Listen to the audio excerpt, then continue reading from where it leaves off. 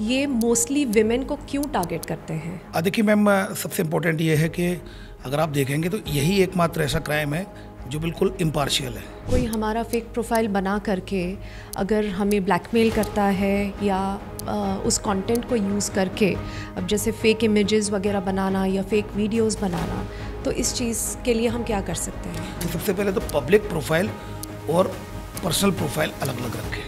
Sir, एक digital arrest scam आजकल हम बहुत सुन रहे हैं, उसके बारे में क्या बताना चाहिए? अब ऐसे मैं कहना चाहूँगा डिजिटल अरेस्ट। हाय, स्वागत है सबका हमारे आज के पॉडकास्ट में। हमारे साथ हैं आज राजेश दंडोतिया सर जी, जो एडिशनल डीसीपी हैं हमारे इंदौर क्राइम ब्रांच के। Hello sir. Hello ma'am. Sir, मैं फ़िटनेस इंडस्ट्री को बिलोंग करती हूँ, also I am an IT professional. इससे रिलेटेड मेरे पास कुछ ऐसे सवाल हैं जो शायद हर फीमेल सोचना चाहती है कि अगर ये हमारे साथ होगा तो हमें क्या करना चाहिए। जी ma'am. This is all related to cyber crime which is your forte. ये मोस्टली विमेन को क्यों टारगेट करते हैं? देखिए मैम, सबसे इम्पोर्टेंट ये है कि अगर आप देखेंगे तो यही एकमात्र ऐसा क्राइम है जो बिल्कुल इम्पार्शियल है। चाहे वो बच्चा हो, चाहे वो बुजुर्ग हो, चाहे महिला हो, चाहे पुरुष हो, चाहे किसी भी जाति से हो, सभी के साथ यूनिफॉर्मली साइबर क्राइम होते हैं। तो ये कहना कि फीमेल्स के साथ होते हैं, कुछ एक फ्रॉड ऐसे हो सकते हैं जो फीमेल्स के साथ ही मोस्टली होते हैं, बट इसमें सभी लोगों को टारगेट किया जा रहा है। मैं मानता हूं कि जैसे कि आपके कुछ ऐसे फेक प्रोफाइल बनाकर, फेक आईडी बनाकर वो एडल्ट कंटेंट, महिला के न्यूड वीडियो फोटो, इस तरह की कंप्लेंट्स महिला की होती हैं। मोस्टली महिला इस केसेज में होते हैं। हालांकि फेक प्रोफाइल उनके भी बनते हैं पुरुष के, लेकिन महिलाओं के साथ ये सबसे ज़्यादा होती है। स्टॉकिंग, ऑनलाइन स्टॉक किया जाता है महिलाओं को, उनके सोशल मीडिया के जो प्लेटफॉर्म्स हैं उनकी सोशल इंजीनियरिंग करते हुए उनको स्टॉक किया जाता है। तो स्टॉकिंग भी महिलाओं के लिए है। साइबर बुलिंग भी बच्चों में ये काफ़ी कॉमन है, उनको बुली भी किया जाता है। तो इस तरह के कुछ एक फ्रॉड्स हैं। ऑनलाइन शॉपिंग फ्रॉड्स हैं जो डेफिनेटली महिलाएं चूँकि सबसे ज़्यादा ऑनलाइन शॉपिंग करती हैं, तो निश्चित रूप से महिलाएं वल्नरेबल रहती हैं उसके लिए। तो इस तरह के फ्रॉड्स हैं। बाकी अगर आप देखेंगे तो सारे फ्रॉड्स हैं, चाहे डिजिटल अरेस्ट हो, चाहे फिर वो आपका परिचित बनकर कॉल करना हो, चाहे फिर वो आपका इम्पर्सोनेशन कॉल हो, चाहे फिर वो आपका ऑनलाइन जॉब का हो, वर्क फ्रॉम होम से रिलेटेड हो। तो इस तरह के जो सभी जो फ्रॉड्स हैं मोस्टली सब कॉमन है। बट हाँ, निश्चित रूप से जो महिलाओं के लिए जो होते हैं उनकी फेक प्रोफाइल्स बन जाती हैं और कहीं ना कहीं उनके जो फोटो वीडियो या डीप फेक या डीप न्यूड के जरिए या फिर कई बार कंसेंट से भी वो अपने किसी फ्रेंड के साथ शेयर करती हैं। बट उनको ये उस समय रिलेशन में होती हैं तो उस समय फ़ोटो वीडियो शेयर हो जाते हैं, लेकिन उसके बाद जब ब्रेकअप होता है तो फिर वो रिवेंजफुल एटीट्यूड से वो कहीं ना कहीं उनका मिसयूज होता है। तो अनडाउटेडली इस तरह के जो केसेज हैं वो महिलाओं के साथ ज़्यादा होते हैं, तो उनके लिए निश्चित रूप से हमें कंप्लेंट करनी चाहिए। जी जी ओके। अब जैसे मेरा इंडस्ट्री फिटनेस है तो मेरा डेफिनेटली सोशल मीडिया अकाउंट जो है वो पब्लिक है, राइट? तो उसमें काफ़ी सारा कंटेंट फिटनेस से रिलेटेड है विच इज़ रीचिंग बहुत सारे वेरीड अकाउंट्स को, वेरीड पब्लिक को रीच करता है इस तरीके का कंटेंट।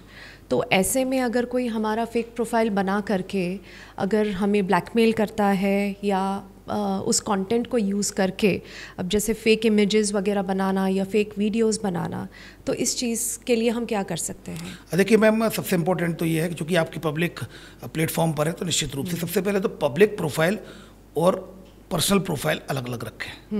हम क्या करते हैं, जनरली ये गलती हो जाती है हमसे कि हम दोनों प्रोफाइल एक ही बना लेते हैं। तो उसमें पब्लिक भी, मतलब काम भी चल रहा है, प्रोफेशन भी चल रहा है और अपनी पर्सनल लाइफ भी है। इसको सेपरेट करें। पब्लिक अकाउंट है that's fine, but private account को प्राइवेट भी करें। प्राइवेट अकाउंट को, जो आपका पर्सनल अकाउंट है उसको प्राइवेट करें। सेटिंग में उसको जाके उसको प्राइवेट करें। ओनली मतलब जो आप ही के जो लोग जानते हैं वही देख पाएँ उसको।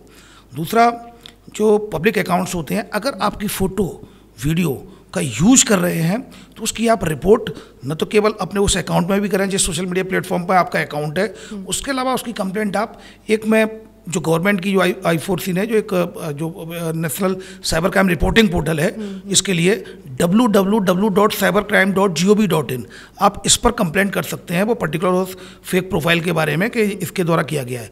तो कंप्लेंट आप कर सकते हैं। दूसरा, आपने एक वर्ड इस्तेमाल किया था, कोई हमें ब्लैकमेल करता है तो मैं ब्लैकमेल के बारे में मैम कहना चाहूँगा, ब्लैकमेल अगर कोई करता है तो नहीं होंगे।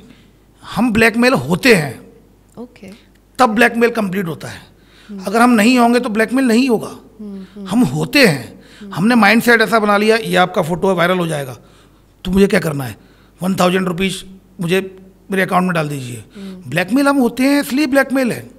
तो हमें ब्लैकमेल नहीं होना है। अगर फर्स्ट स्टेप में ही कोई फोटो वीडियो है, अगर आपने कंसेंट से भी कभी किसी फ्रेंड में किसी रिलेशन में रहे हो, अगर वो भी उसको वायरल करने की धमकी देता है, तो आप इमीडिएटली उसकी रिपोर्ट करिए। और अगर पब्लिक प्रोफाइल में किसी ने डीप फेक या डीप न्यूड का यूज करते हुए आपको डिफेम करने के लिए अगर उसने बनाया है, तो इमीडिएटली जो मैंने साइट बताई है आप उस पर रिपोर्ट कर लिए। प्लस जैसे इंदौर में अगर है तो क्राइम ब्रांच इंदौर में वी केयर फॉर यू हम रन करते हैं, स्पेशली फॉर द वुमेन्स।